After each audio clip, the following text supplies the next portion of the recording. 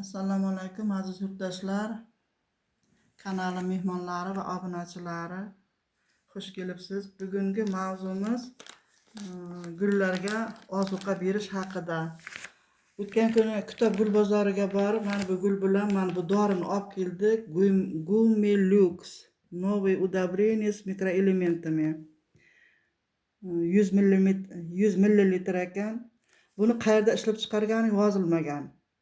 Qo'l bola chiqarilgan sertifikatlari bor ekan.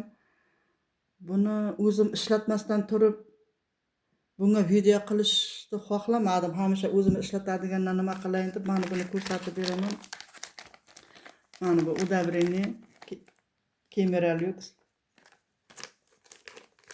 Buni tarkibida azot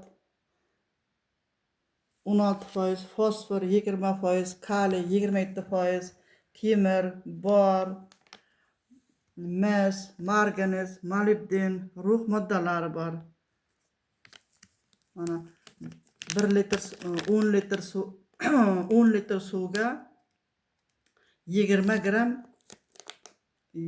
gram solib tayyorlash kerak va sug'orilgan gullarga ozuqa sifatida beriladi. Buni har sug'organda bu qog'ozda yozib qo'yilgan, har sug'organda bu udobrini berish mumkin degan, lekin bir 15 kunda bir bersak bo'ladi.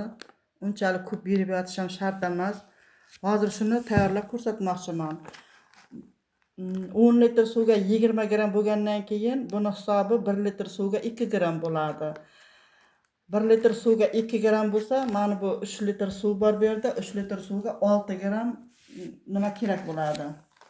Bu doridan kerak bo'ladi. Endi qoshiqcha bilan solsak bo'ladi. 1 choy qoshiq, mana shunday 1 choy qoshiq hamisha 5 gram chiqadi. Endi aniqga ko'rsatib bermoqchiman hozir.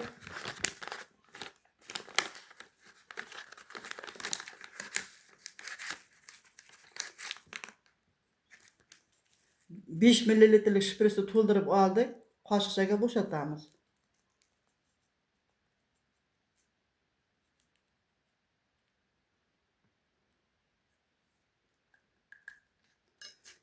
Besh millilitr. Buni to'kamiz.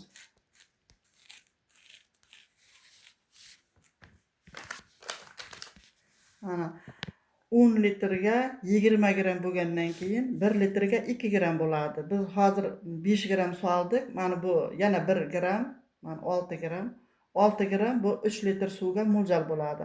Agar buni hozir qoshiqqa o'lchab ko'radigan bo'lsak, o'zi choy qoshiqqa rosa 5 gram ketadi. Olsa ko'rsatamiz.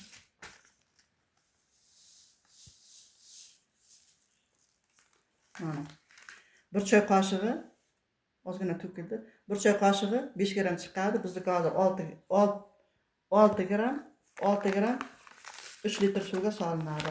Hozir bu suv solib tayyorlaymiz.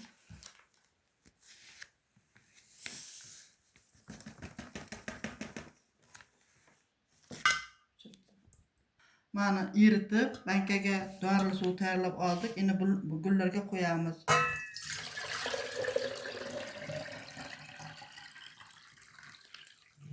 Gul o'stirgan hamma xotin-qizlar biladiki, gullar o'g'it berishdan oldin 1 kun 2 kun yaxshilab sug'oriladi. Biz ham gullarni yaxshilab sug'orib tayyorlab qo'yganmiz. Endi gullarni sug'oramiz.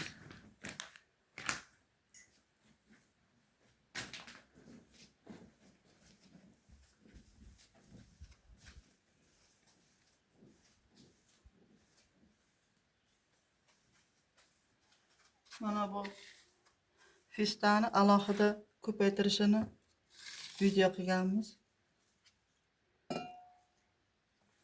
Oz-ozdan qo'yamiz.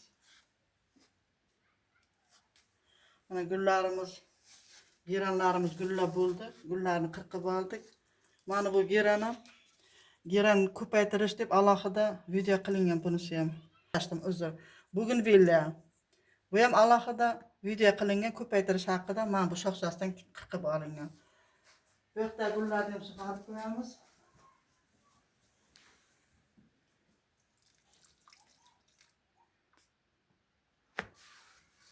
Bunisi kalanfoy, Mana bu giren bozordan oy nima şiflere bozordan kelgan. Bozordan kelganda ozgina qorasi bor edi mana. Bu endi ko'payib ketdi. Nima bo'lar ekan deymiz, bilmadim endi.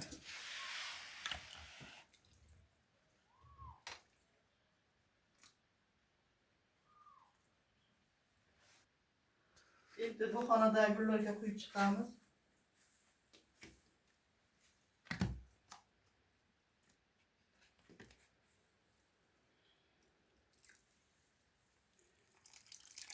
Mana bu giran haqida alohida video olingan.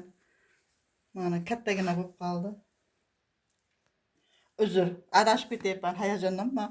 Bu begona haqida alohida nima ishlangan? Video ishlangan. Mana bu hissani ko'paytirish haqida ham alohida video ishlangan. Mana yaxshi katta bo'lyapti.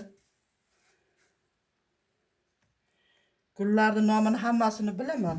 Qandaydir adashib ketyapman-da. Menimcha bu rozibudne pelargonia. Shu atirgulchaga o'xshatib nomi shunday bo'lsa kerak. Bu epiphyllum yoki phyllocarpus.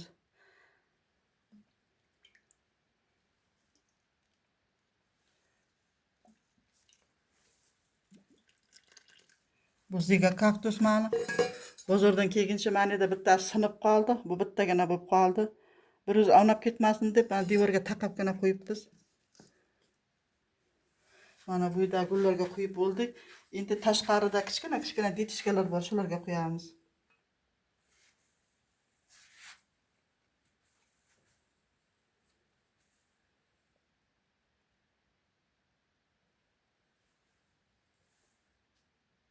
Mana bu kalonxoy.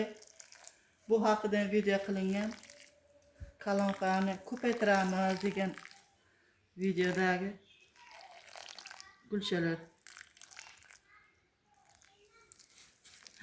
Voy, bariga tegmish kerak, bariga tegib ketdi. Bu tashqarida toza havoda kichikroq gulchalar turibdi.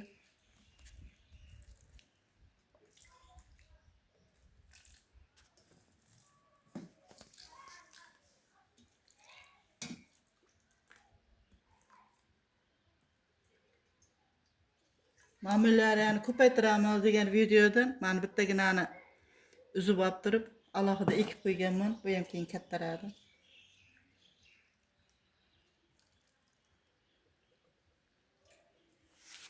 Bularning hammasi videoga chiqqan bir siraman. Kalonxoyani ko'paytiramiz deganga.